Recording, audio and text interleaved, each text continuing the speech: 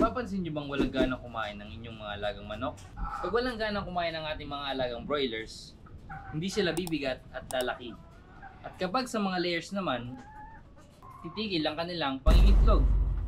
Narito ang maaaring mga dahilan kung bakit mahinang kumain ng ating mga alagang manok. Una, palagi ang under stress. Pag nabubuli ng kapwa manok o galang hayop, nagugulat, nasasaktan, may kuto, nawawalan ng tubig o pagkain, poor quality ng feeds, papalit-palit ang patuka at marami pang iba.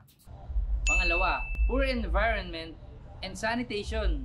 Bahong kapaligiran, malangaw, naiinitan ng matinding sikat ng araw, masikip na kulungan at nababasa dahil sa ulan, etc. Pangatlo, may sakit sa bituka o baga. May coccidiosis, colibacillosis, necrotic enteritis, nagtatae o sabog ang ipot, may halak o sipon, o chronic respiratory disease, etc. Pang-apat, poor digestive health. Hindi na-develop ng maaga ang appetite ng mga manok.